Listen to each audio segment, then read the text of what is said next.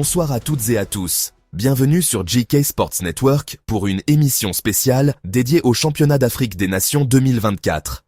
C'est un événement historique. Pour la première fois, 3 pays d'Afrique de l'Est, le Kenya, la Tanzanie et l'Ouganda, co-organisent le CHAN. Ce soir, on va analyser ce tournoi sous toutes ses dimensions. Sportives, politiques, sociales, culturelles. Une célébration du football local, de l'unité régionale et de la fierté africaine. Avec moi sur ce plateau, 3 regards complémentaires. À ma gauche, Rigobert Ngong, ancien capitaine international, aujourd'hui consultant tactique reconnu.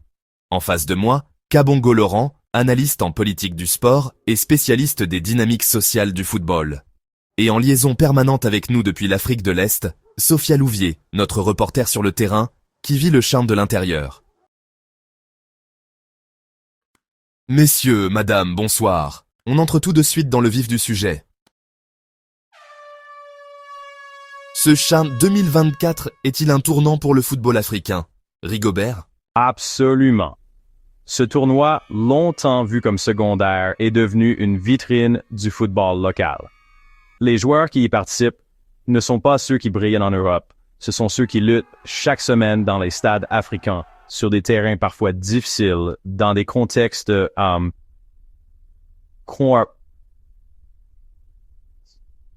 Et aujourd'hui, ces joueurs ont enfin un espace de reconnaissance continentale. Ce CHAN 2024, c'est aussi un symbole politique fort. 3 pays qui s'unissent pour organiser une compétition continentale dans une région parfois fragmentée historiquement. C'est un message puissant, l'Afrique de l'Est veut peser sur la scène du football africain, et au-delà. Ce n'est pas qu'un tournoi, c'est une démonstration d'unité et de capacité organisationnelle. Sophia, vous êtes à Nairobi. Concrètement, que ressent-on sur le terrain? C'est une effervescence incroyable. Dans les rues, dans les marchés, dans les écoles, tout le monde parle du CHAN. Il y a un vrai sentiment de fierté régionale, quelque chose de rare. Les gens ne viennent pas uniquement pour voir leur équipe gagner. Ils viennent parce que c'est leur tournoi, chez eux. Le slogan « Pamoja », ensemble, n'est pas juste une affiche. Il est vécu, au quotidien. Parlons un instant du nouveau trophée du CHAN. Rigobert, en tant qu'ancien joueur, quelle est votre réaction? Je suis très impressionné. Le design est symbolique. Inspiré du baobab, il incarne la force, la résilience et l'ancrage africain. Ce n'est pas qu'un trophée, c'est une œuvre d'art. Il raconte quelque chose de notre identité, de nos racines. Et il donne aussi au CHAN une légitimité visuelle qui manquait peut-être aux premières éditions. Kabongo, est-ce que ce trophée illustre un changement de regard sur la compétition? Oui, le CHAN n'est plus un tournoi de second plan. Il devient un événement stratégique pour la CAF, pour les sponsors, pour les médias. La dotation a été augmentée de 75% pour le vainqueur, à 3,5 millions de dollars. Les organisateurs ont investi dans les stades, les routes, les hôtels. Ce n'est plus juste du sport. C'est un levier de développement économique, touristique et diplomatique. Restons sur les enjeux plus larges. Est-ce que ce CHAN est un outil de transformation sociale pour les pays hôtes? Indéniablement. Ce tournoi génère de l'activité, il crée des emplois temporaires, il stimule le commerce local.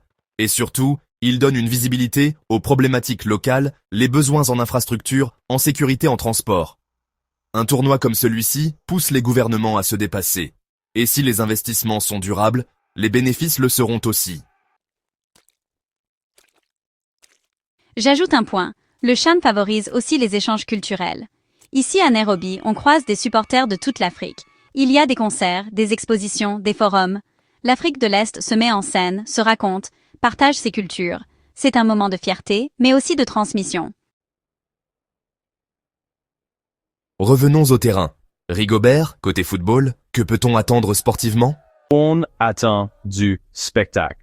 Le niveau technique s'est nettement amélioré. Les équipes comme le Sénégal, le Maroc, l'Algérie arrivent avec des ambitions claires. Mais attention à la Tanzanie ou au Kenya qui, portés par leur public, pourraient créer la surprise. Le CHAN est une vitrine de talent brut. Des jeunes qui jouent pour un contrat. Une chance. Parfois, leur vie. Kabongo, est-ce que le CHAN peut transformer durablement le football africain local? Seulement si on s'en sert intelligemment. Il faut capitaliser sur la visibilité de ce tournoi pour renforcer les championnats nationaux. Il faut mieux payer les joueurs, professionnaliser les encadrements, investir dans la formation. Et il faut penser aux entraîneurs, aux arbitres, aux centres de formation. La réussite du CHAN doit être un élément déclencheur d'un écosystème durable. Sinon, ce sera une fête éphémère. Un mot de conclusion à chacun, que restera-t-il de cette édition 2024?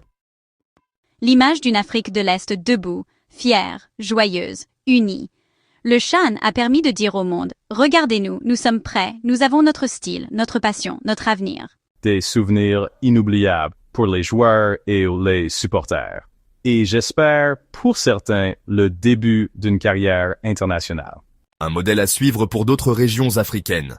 Le CHAN 2024 montre que l'Afrique peut penser grand, organiser ensemble et réussir. Merci à vous tous, merci à nos invités et merci à vous, téléspectateurs, pour votre fidélité. Le football, en Afrique, n'est pas qu'un sport.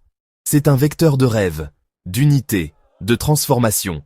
Ce CHAN 2024 restera comme un moment fort de notre histoire commune. À très bientôt sur GK Sports Network.